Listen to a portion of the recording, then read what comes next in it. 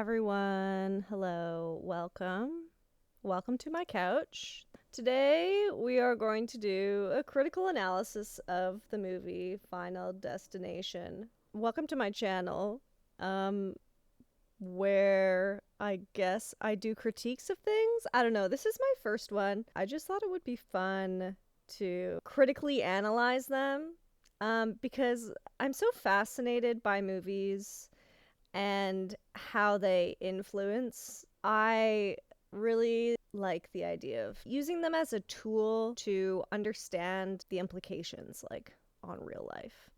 I also do critiques of other things.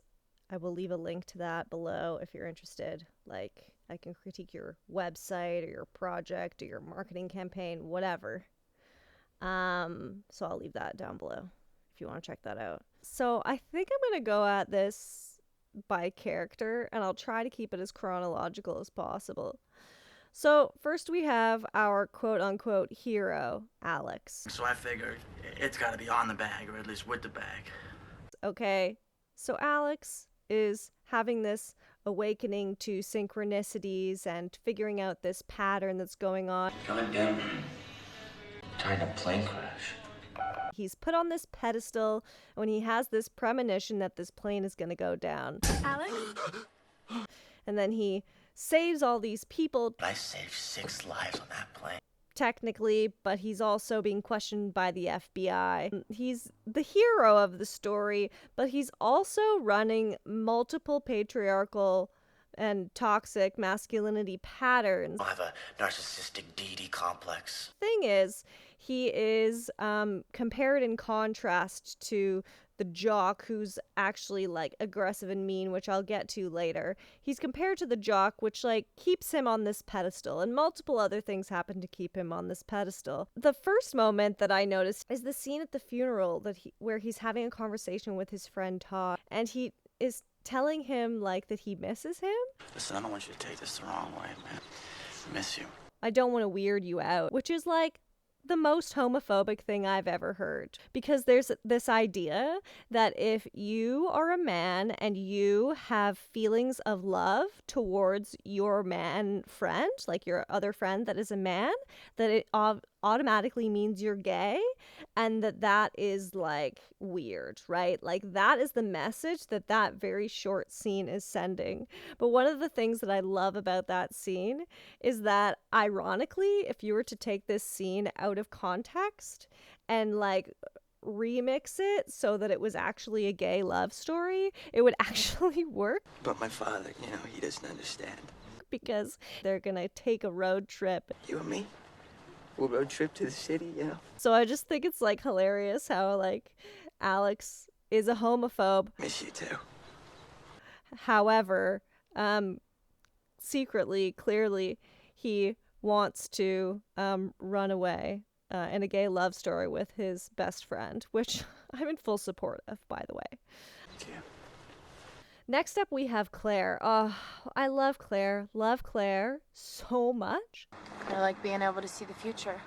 Claire's my queer crush of the movie. Shout out to Ali Larder.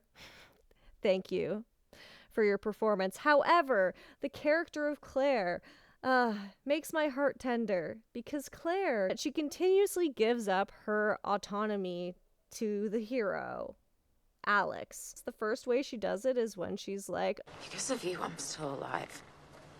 thank you for saving my life. I got off of that plane because of you, and you saved me. Actually, no, Claire. You chose to get off that plane because of your own instincts. Give yourself some credit, okay? Like, that is a key indicator of subconscious patriarchal conditioning, because you're not really giving yourself any credit or any autonomy. And then it continues on when they're in her art studio and she's like, I didn't even know where those emotions were coming from until you started freaking out. oh, I felt this thing that you felt. And she's like connecting her emotional state to his emotional state. And that's actually not a healthy dynamic. Our emotional states are our own. And this, character dynamic that this script has built that connects her to Alex and is shown in multiple ways where she like can't disconnect their emotional states is actually like a very toxic connection, but this movie is glorifying that. And then we have the classic jock stereotype, which is prevalent in like many different movies, okay? And the jock stereotype always plays a role, but I want to bring this up because it is so, so, so crucial to dismantling the patriarchy within this movie, okay? So there's this toxic jock that starts fights and he has problems with his anger, and it's very obvious that he's not a nice guy. It's very obvious. Even at the funeral, Alex is like, Why don't you stay off the JD then, huh, Carter? he alludes to the jock like having an issue with drinking, right? So this is like an alcohol-fueled rage jock. I know what you're doing, and it's all right to be scared, Carter. Who's always fighting and causing problems.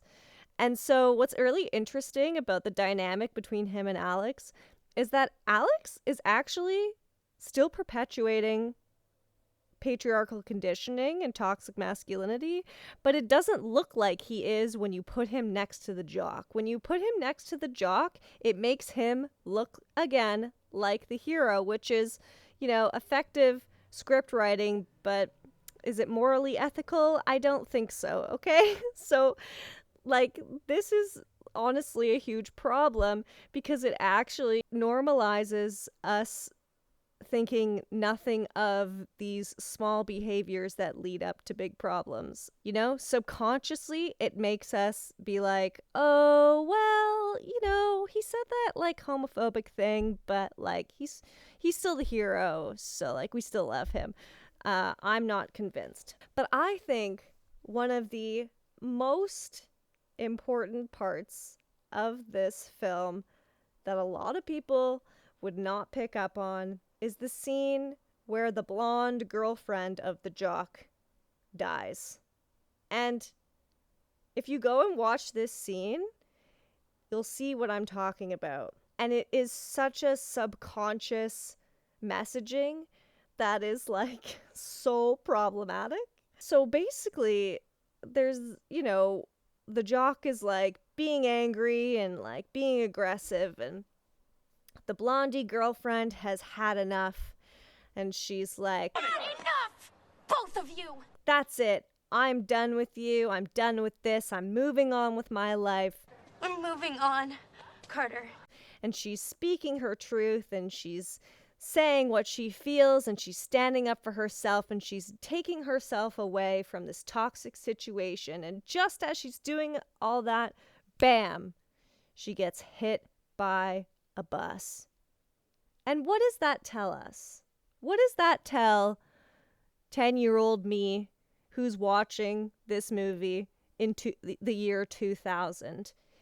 It subconsciously tells us, it subconsciously told me that women speaking their truth deserve to die. Women speaking their truth is dangerous, right? Like, it's those types of scenes that, yeah, they cause drama, and drama is good, but the message that it's actually communicating is really not good. So I think like good writers can probably make action and excitement happen without this subconscious messaging. Like, I really do believe in them, but it serves this industry, it serves, you know, men, basically. It serves the patriarchal matrix to keep perpetuating these things, and that's why all this messaging exists within these movies. There you have it, folks. Final Destination absolutely smells like the patriarchy, and it influenced an entire generation of millennials, and we wonder why our world is the way it is, because it was written for millennials, by the generations ahead of us. So anyway, it does smell like the patriarchy. But, you know, it's still a good nostalgic movie. I feel like that's the common theme with all of these like movies from my youth, basically, is I have all these mixed feelings about them because I liked them and part of me still does, but then there's aspects of it that are like outdated that leave a bad taste in my mouth, and I'm just like, man. When will I find a movie that holds true and is funny, but it still treats everyone like equals? Well, that will be part of my upcoming videos, I guess. That is my quest. That will be my quest, is to find examples that are good and also still critique, to point out these subconscious patterning and programming, because that's the thing with subconscious programming, is if it continues to go unnoticed, then it influences our lives. So yeah, that's it for me. Again, I do other critiques of other things, like in a professional capacity, so I'll leave that link down below if you want to check it out. And I'll see you next time. If you have any movies that you think would be entertaining to analyze, please leave them below. I'm also going to try to like do reactions. That's what I tried to do for this video. I tried to like do a reaction video, but technology would not let me like transfer those files so I could put them in this video. So you'll just have to come back, I guess, and we'll do this again with initial reactions. Okay, bye.